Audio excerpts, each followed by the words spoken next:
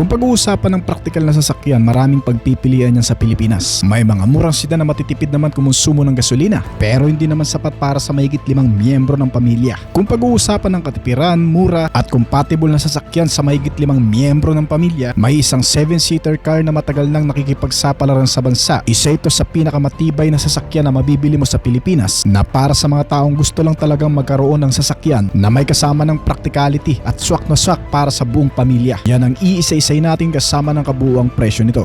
Kapag sinabi mong pang pamilyang sasakyan sa Pilipinas, may mga pangalang kaagad na automatic na pumapasok sa isip ng marami. Ang Toyota Innova, Vios, Fortuner at syempre ang Toyota Avanza.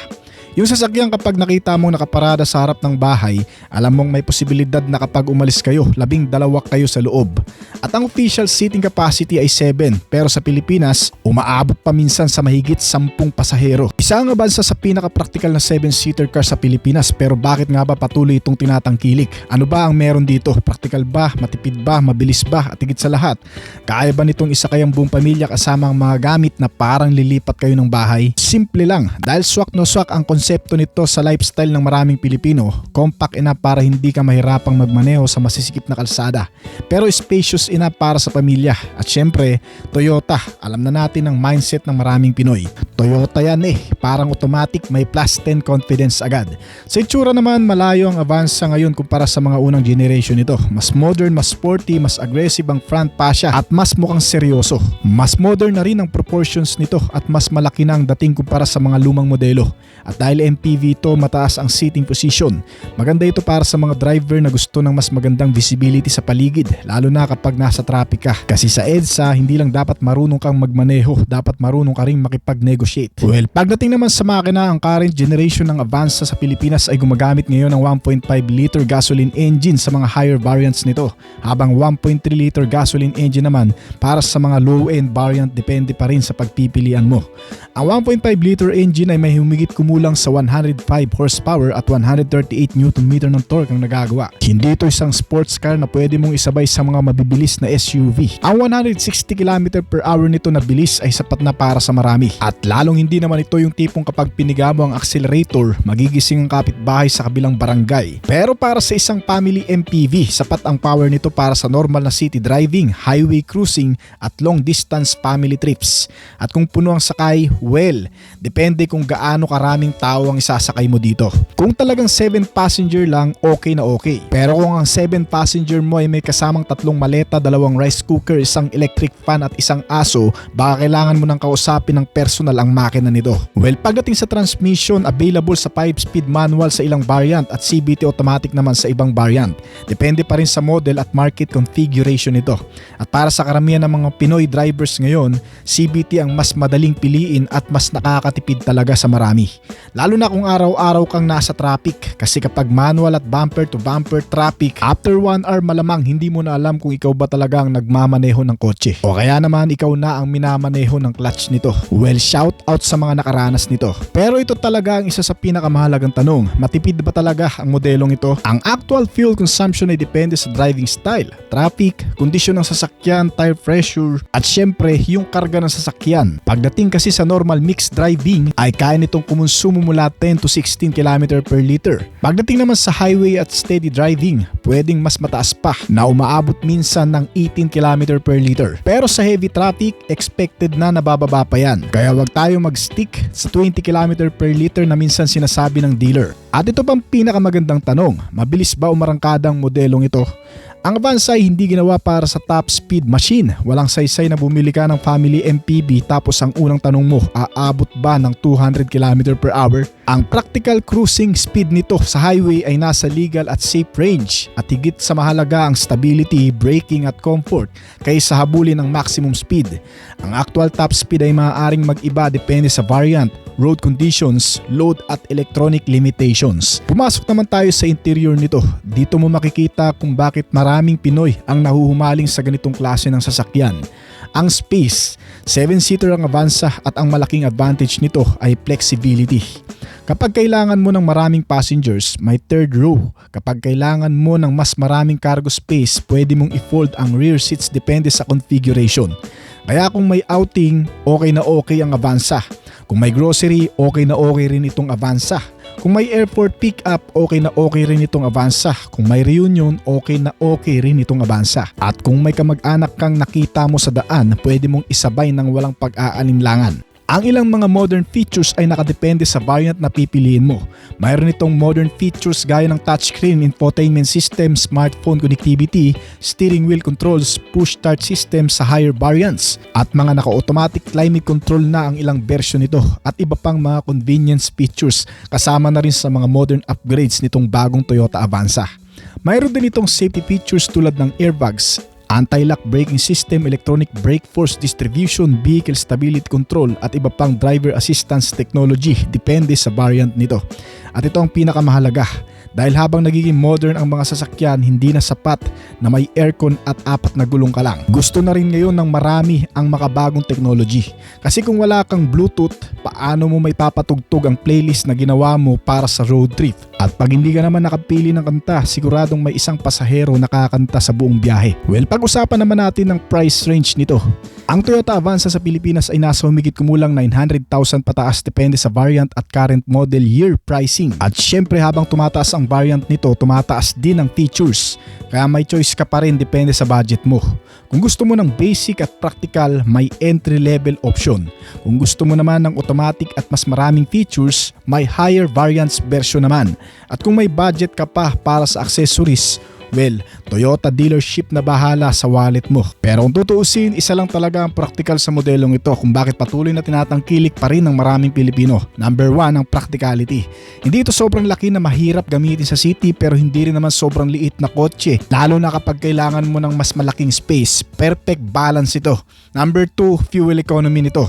Hindi man ito pinakamalakas at pinakamabilis na sasakyan sa mundo. Dinisenyo naman ito para maging practical sa araw-araw, na malaking bagay para sa mga naghahanap ng family car na budget lang pagdating sa consumption. Number 3, ang space nito. Pwede sa family, pwede sa barkada, pwede sa negosyo, pwede sa long drive, at minsan pwede ring maging temporary storage room mo kung wala kang malaking bahay. Number 4, isa ito sa pinakamalaking dahilan.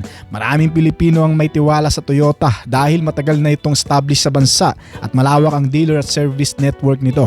At kapag bumili ka ng sasakyang, hindi lang presyo ang iniisip mo rin kapag nasira ba ito, saan ko dadalhin, at dito nagiging malaking advantage ang Toyota Avanza. Pag-usapan naman natin ang cons o kahinaan ng Toyota Avanza. Pero disclaimer lang guys ha, hindi ibig sabihin na pangit ang Avanza. Ibig sabihin lang nito, may mga bagay na dapat mong malaman bago mo ilabas ang pinaghirapan mong pera. Dahil kapag bumili ka ng kotse, hindi pwedeng basta Toyota, okay na. Kailangan alam mo rin kung saan ito magaling at saan mo pwede lang gamitin. Unang-una, kung ikaw yung klase ng driver na gusto ng mabilis na acceleration, baka kailangan mong mag-adjust. Ang Avanza kasi ay family MPV, hindi ito sports car at hindi rin ito race car. At lalong hindi ito ginawa para makipaghabulan sa expressway. Kapag piniga mo ang accelerator nito, aandar naman, pero huwag kang umasa sa biglang boom at mawawala ang mga problema mo sa buhay. Hindi ganun.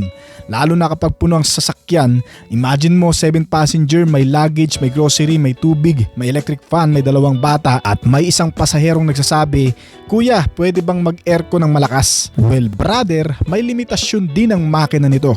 Kapag loaded ang Avanza, mararamdaman mo talaga na mas kailangan itong magtrabaho para mag-accelerate.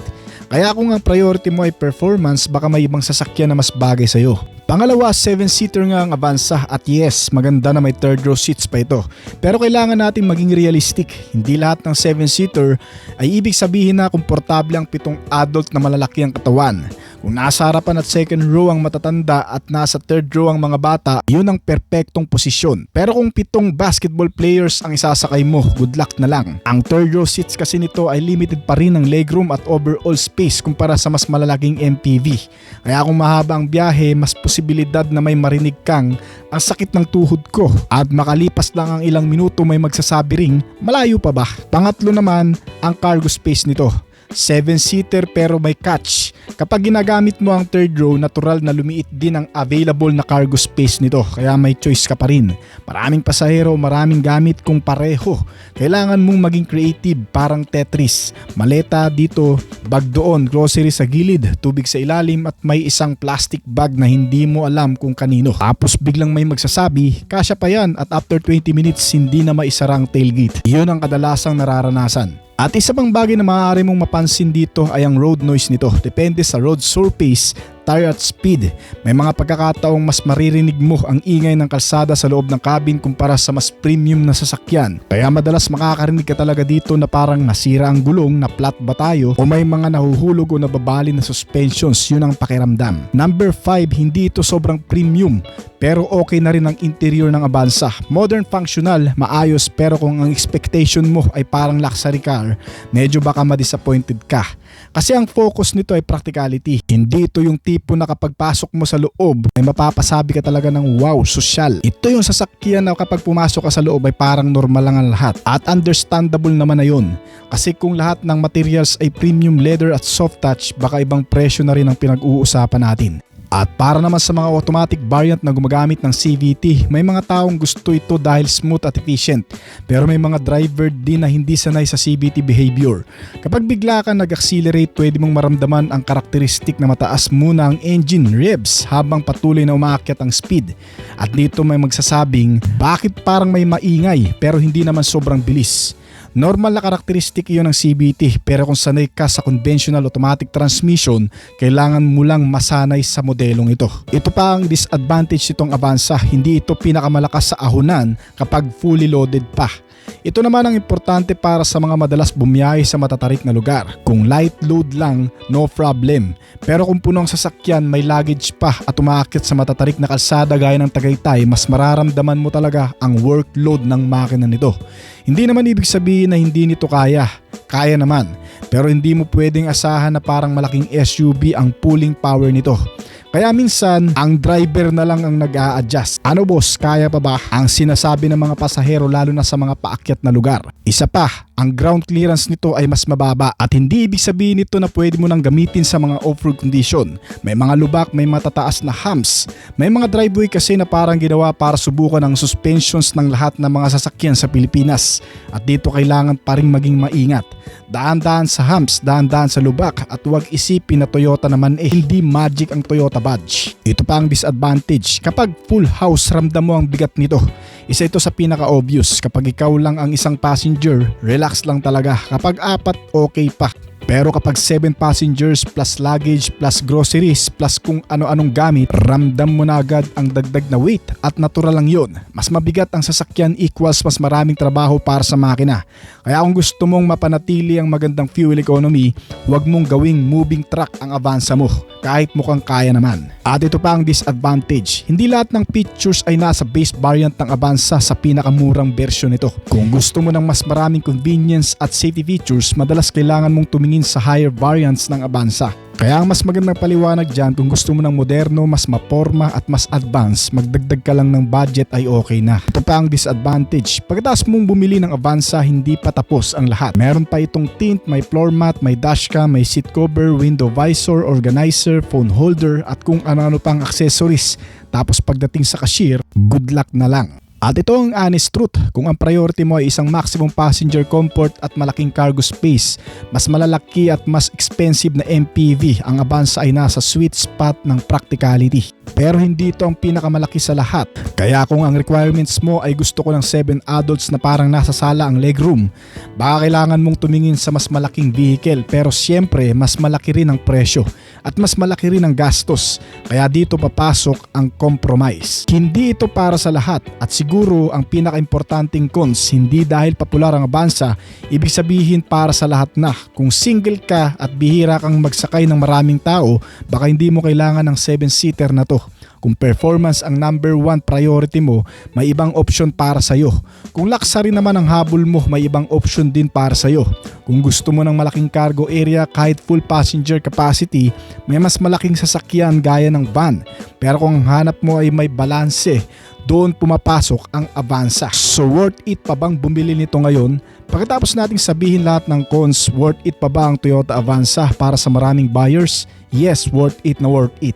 Dahil ang strength nito ay hindi naman pagiging pinakamabilis, hindi rin pagiging luxurious, at hindi rin pagiging pinakamalaki. Ang strength nito ay balanse lang. Practical, family-friendly, reasonable ang size, may 7-seater capability at may Toyota ecosystem at service network na pamilyar sa maraming Pilipino. Kaya parang ganito lang, hindi siya perfect pero bagay siya sa lifestyle ng maraming Pinoy, parang asawa lang. Hindi man perfect pero kung practical maaasahan at makakasama mo araw-araw baka sabihin mo okay na to. Kaya naman kung bibili ka ng Toyota Avanza tandaan mo ang mga ito. Kung gusto mo ng practical, yes. Family use, yes. 7-seat flexibility, yes. Fuel efficiency, generally good depende sa driving condition. Easy everyday driving, yes. Pero kung gusto mo ng sports car performance, no. Luxury interior, hindi ito ang pangunahing selling point. Maximum third row comfort, may mas malalaki pa dyan. Maximum cargo space habang puno ang 7-seat, compromise talaga. At kung gusto mong gawing race car ang Avanza, pwede naman. Pero baka ang race mo, sino ang mas makakarating sa bahay nang hindi nagrereklamo ang mga pasahero? Ang Toyota Avanza ay hindi perfect pero baka yun mismo ang dahilan kung bakit swak siya sa maraming Pilipino. Hindi sobra, hindi kulang, sakto lang. Sakto sa pamilya, sakto sa budget ng maraming buyers depende sa variant.